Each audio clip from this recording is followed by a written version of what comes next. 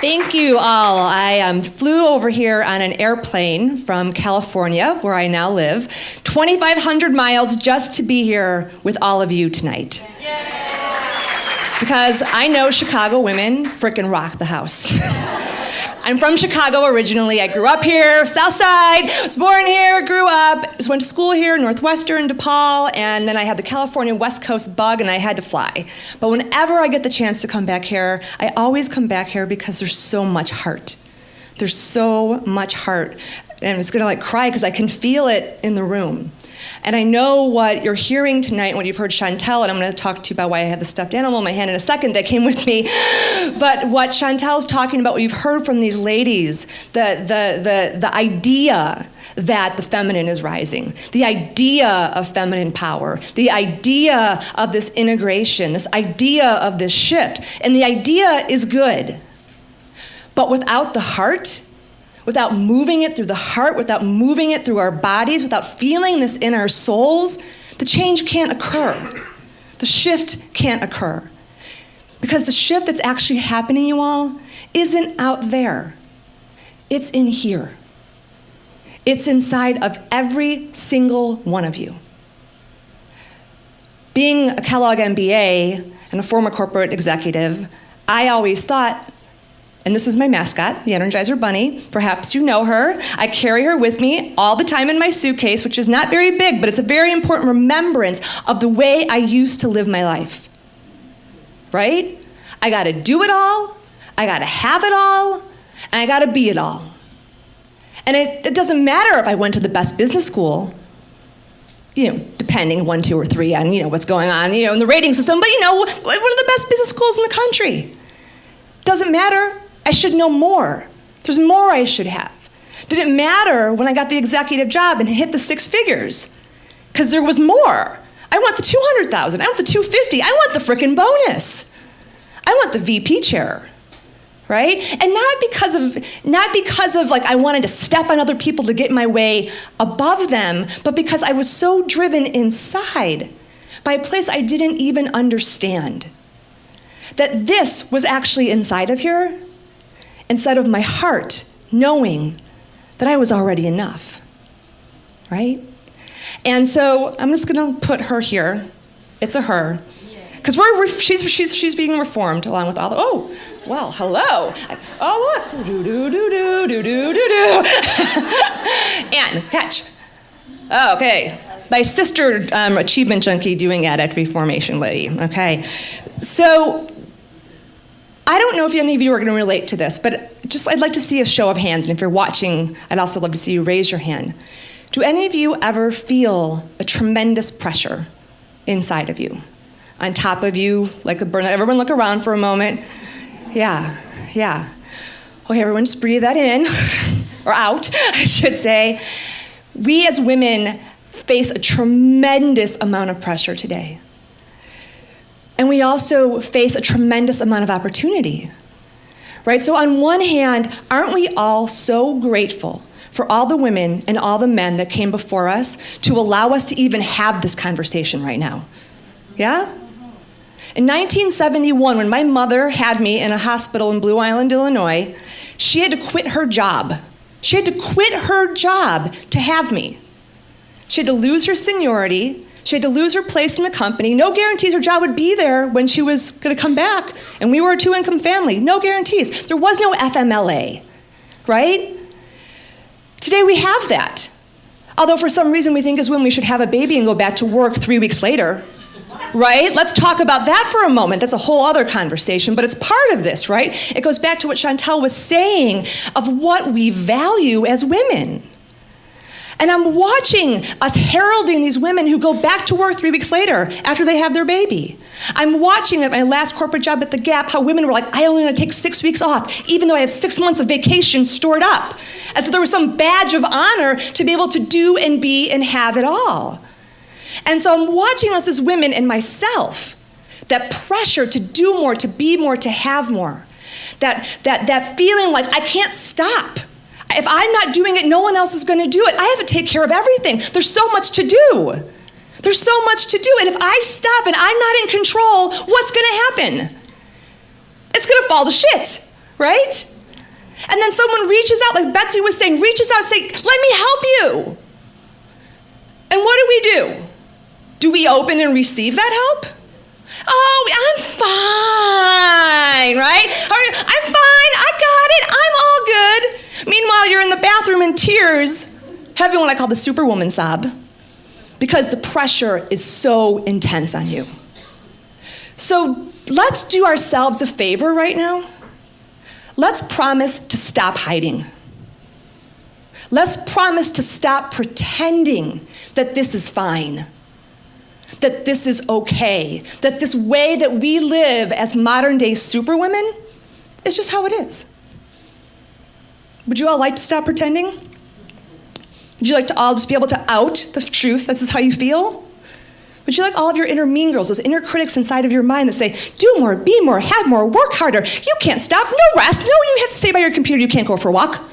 Would you like for those to quiet down and allow your inner wisdom to actually guide you? How many hands here, if that's what you would like? To make choices guided by your inner wisdom versus the pressure.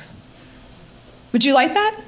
To make choices based on support and love instead of fear and criticism and judgment? Anyone else not want that?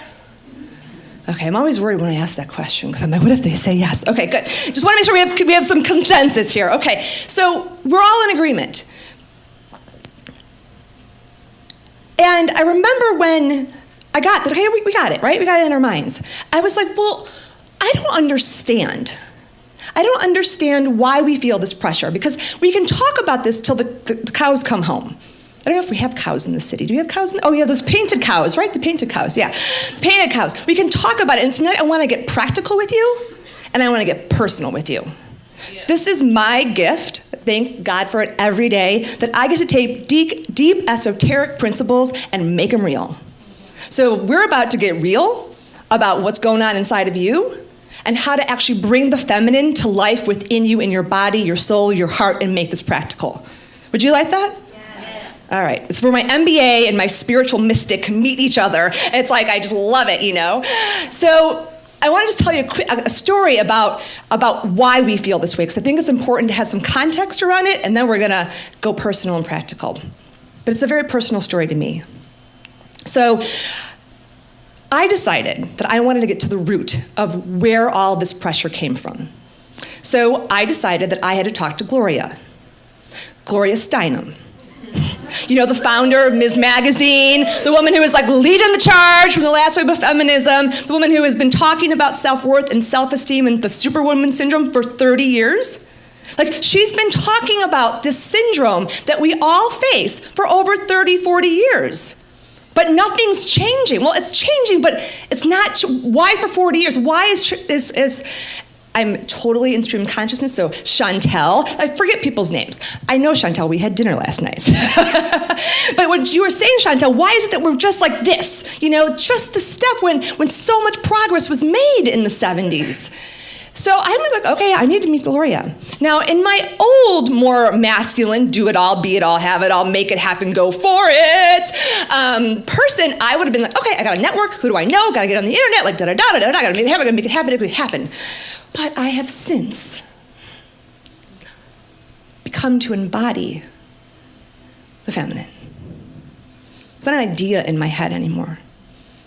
When I left my corporate job 7 years ago, I was quite clear that if I didn't learn how to do my life differently, I was gonna be dead. And I wasn't gonna be able to reach my goals. You all, 1 in 4 women will die of heart disease. And not because she ate too many French fries, because of the stress that she's under. And as Betsy said, we can't actually do it alone. Isolation is one of our worst enemies. So I decided I was going to invoke these beautiful feminine superpowers that I received through some pretty deep spiritual, mystical experiences. That may go into the woo-woo category, but I don't like to use the word woo-woo because I think it discounts the feminine. I think it discounts our spirit, I think it discounts our mystical abilities, and I think it discounts our intuition. So yes, I trained with an amazing spiritual teacher who opened up places in me I didn't even know were there. And I am proud to stand in front of you today and say, yes, I am a Kellogg MBA. And yes, I am a divine priestess of the feminine heart. And I'm happy to be in the company with all of you. Going to the word priestess. I'm like, when I first heard that word, I'm like, what is that? Oh, because we're made to take these words, feminine, priestess, whatever, and it feels weird, or it feels taboo, or bad. And why not reclaim our words? Why not? So I reclaim that word right now for all of us. Priestess. Just a person who serves love. That's all it is. Who's a woman instead of a man. No cloak needed. But optional. So I'm like, okay, I'm just I'm going to invoke my feminine superpower. I call them feminine superpowers of receiving. And I'm going to allow Gloria to come to me. And I have no freaking idea how this is going to happen, of course, because I don't need to know. I just need to trust. So fast forward 3 months goes by, and I am invited, a feminine superpower of invitation. I get an invitation to join this group of women, 10 women in San Francisco, women leaders just like all of you. Hey, come to this meeting. So I'm looking at the roster, and there's this woman named Christine that's coming to the meeting. And I collect Christines. There's something about Christines in me, I don't know why.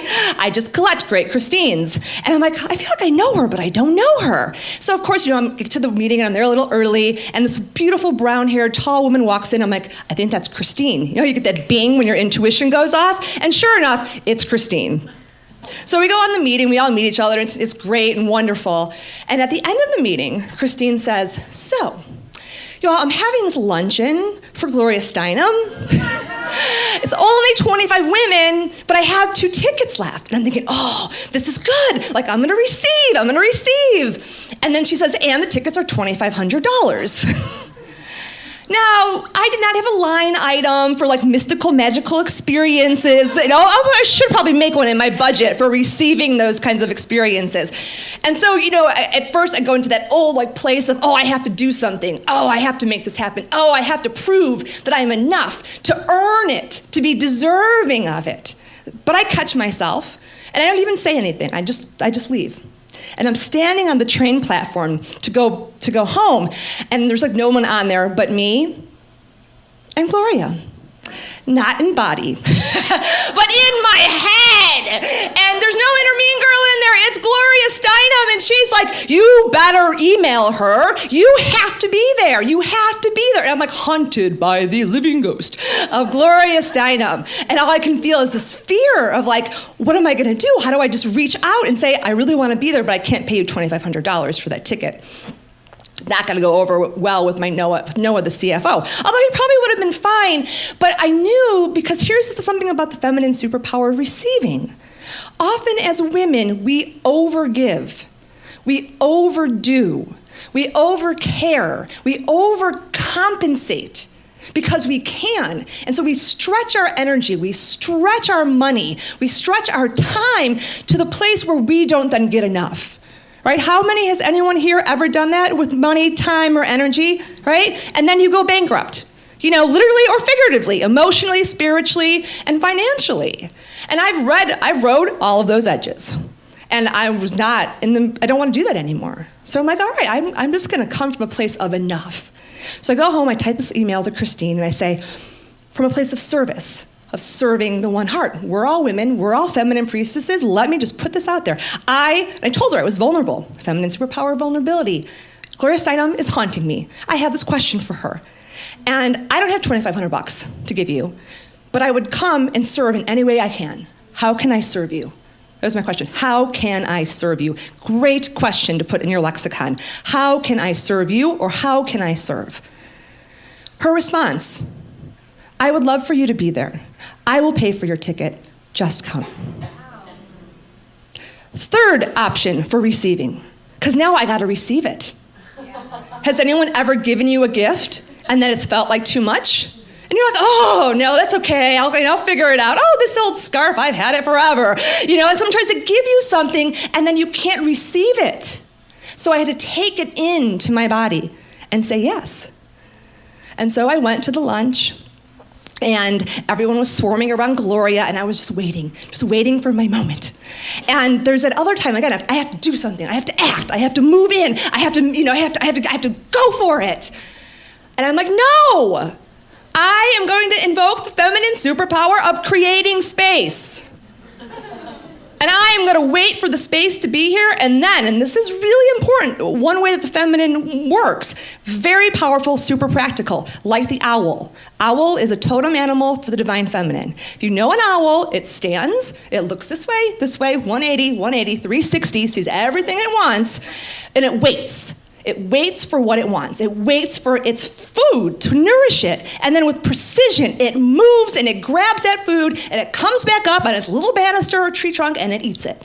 It doesn't run around the barn floor, oh, I'm gonna get this one over here, I'm gonna get this one over here. Like, that's what that does, the pink thing, that's what that does. That's not what you do. That's not what, you are graceful, beautiful queens. Beautiful, graceful queens don't run around like banana people, the Energizer Bunny trying to find their kill. You wait for it to come to you. So it was just the very end when Gloria was getting ready to leave, and she was sitting in a chair and she's being very kind, talking to these people, and I'm like, okay, now's my chance. I'm not leaving without talking to her. And I just sit there.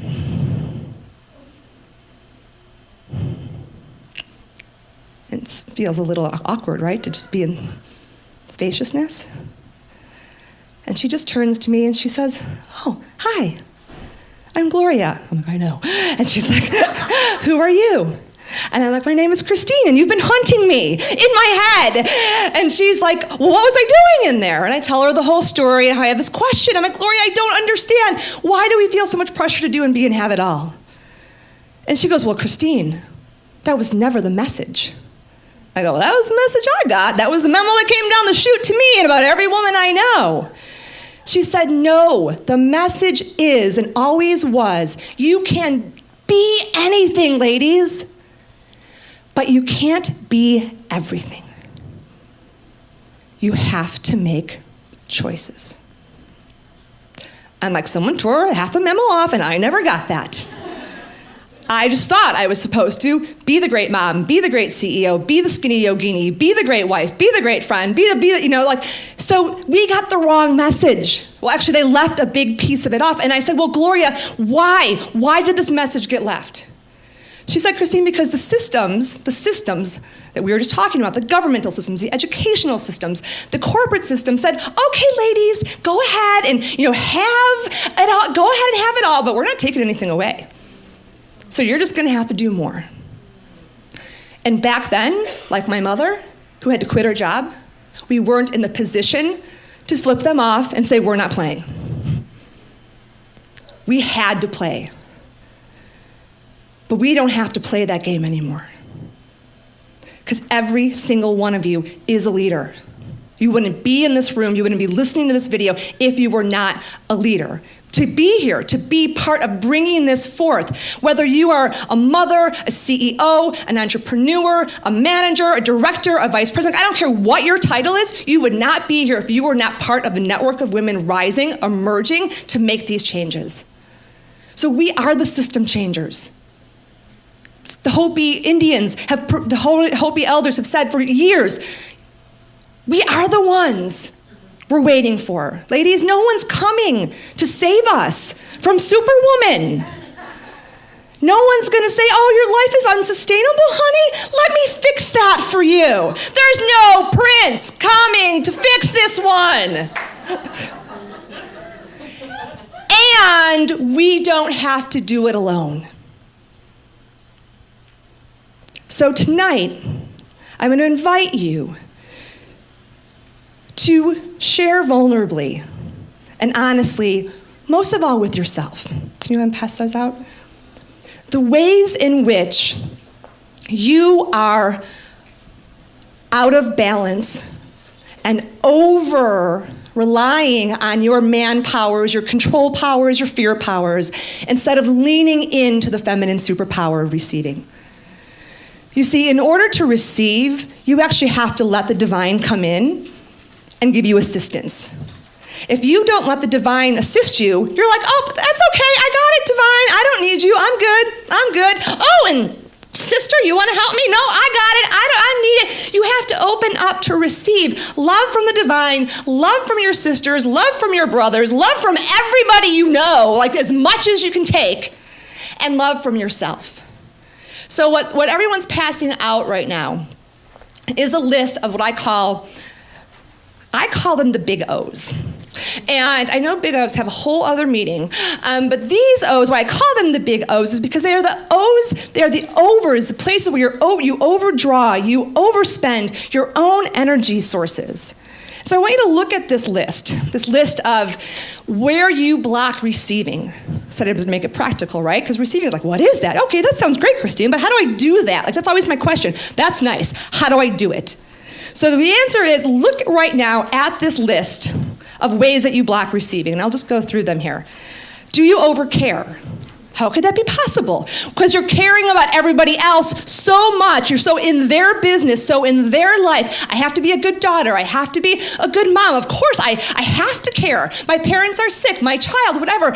But you're caring to a deficit of yourself.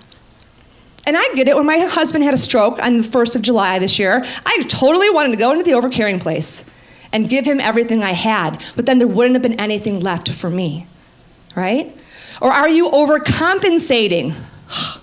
This is something I do a lot. I'm a total out overcompensator where I'm like, well, okay, I'm not sure they're gonna be able to handle it, or I'm not sure that they're gonna be able to handle it, so I'll just step into the space, right? You just step into the space and then you take it on.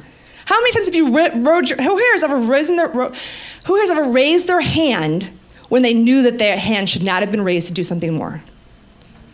Go ahead and raise it now. Yeah, exactly.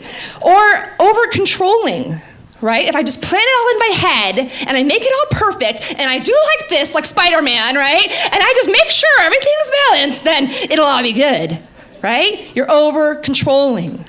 Or overdoing. I suffer from all of these. I wish I could just pick one. And likely you can relate to all of these, yeah? But some of them are probably more up in your life. So I want you to narrow it down to like one or two that's up for you right now.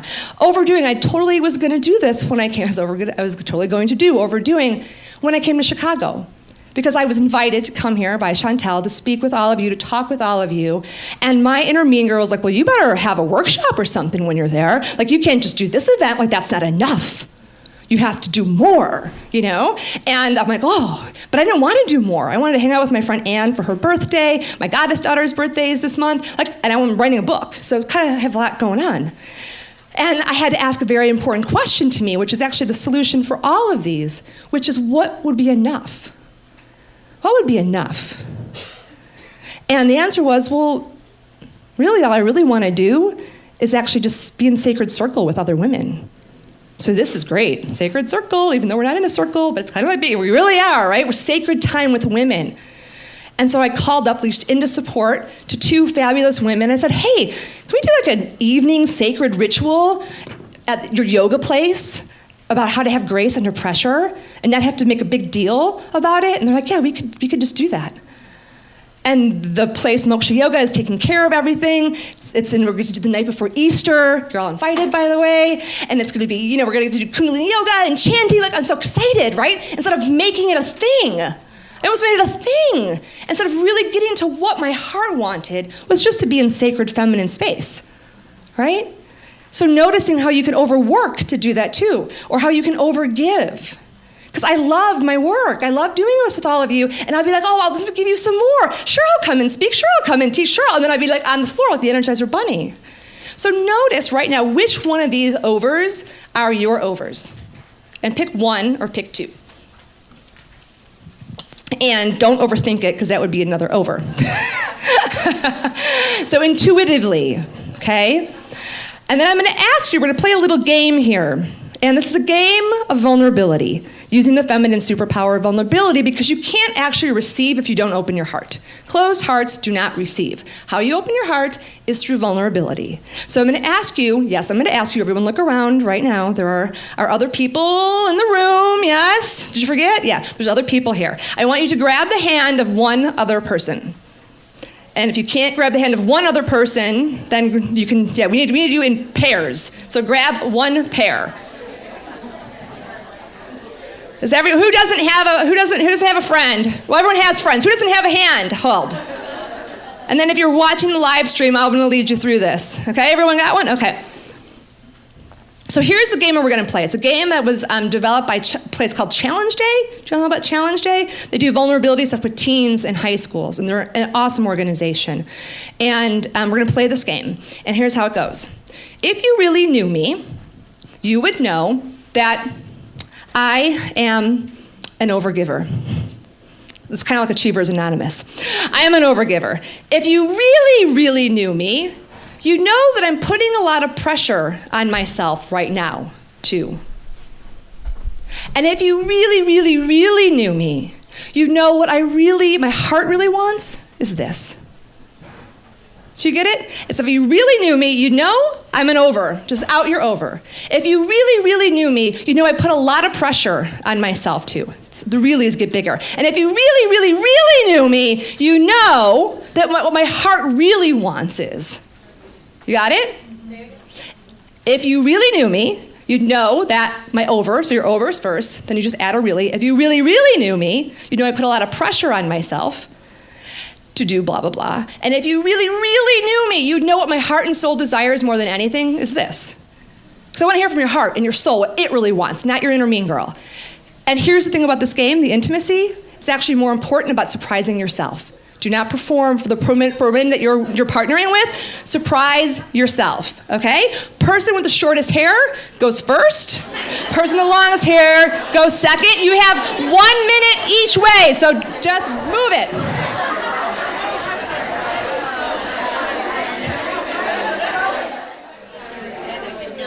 The second question is if I put a lot of pressure on myself.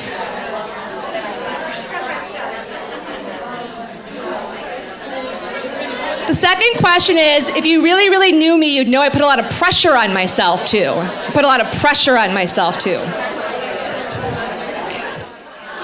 What my heart and soul really desires is the third question. If you really, really knew me, what my heart and soul really desires is. Put your hand on your heart. It might help to actually say it. Yeah, both people, so go ahead and switch if you haven't switched. And then go ahead and get ready to wrap up. And as you complete, just go ahead and give a good hand squeeze to each other so you can feel that human connection.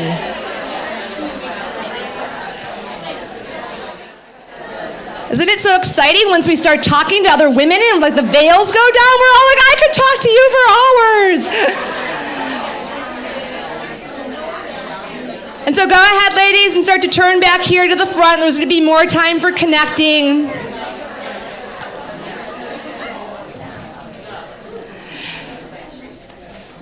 This is why I love being in rooms of women. I used to not like women at all. All my friends were men until I went to an all-women's retreat 11 years ago in Wisconsin. And then I can't stop. I can't stop going to them. I can't stop having them. I'm taking women to Italy this year. I'm so excited about it. Like, this is my life. And receiving actually became my life. And so in ending, I want to give you a very simple practice that you can take with you. Because receiving is not an idea, it's a practice in every single moment of every single day. When it comes to the feminine superpowers, what I do when I don't understand something or know what it really is, I put myself on a practice. I call them the 40-day practices. And I'm like, I would like to know how to receive better. And I'll do a whole practice based on receiving. And I did one a couple years ago. And I found that if I just asked myself this question, whenever I felt the opposite of receiving. So the sign that you're feeling opposite of receiving is that you're feeling contracted. You're feeling tightness in your jaw. You feel fear. You feel spinny in your head. You feel like you're trying to lurch yourself. You're in future. You're thinking about the future. You're thinking about the past. You're not in the present moment. You can't receive when you're in the future or when you're out there. So it's about gaining an awareness of your body, because your body will tell you when you're not receiving. Be like, okay, I'm ready to receive, universe, like nothing's getting in, right? Versus like, everyone just put your hands out like this. This is the official receiving position. Just breathe in right now, whatever it was your heart and soul desired. Just breathe that into your body and let it go down your body, down your throat, down your heart, down into your belly, into that place that we talked about at the very beginning. And just go ahead and put your hands right there on your belly. This place that the media has just taken and ripped to shreds, which is actually the key place where our feminine power lives in our body. Imagine just being able to touch that place in your body and feeling the power and feeling the love. So next time you feel contracted, the next time you feel like you're trying to control, overcompensate, or overgive, just ask yourself this very simple question. What would enough look like?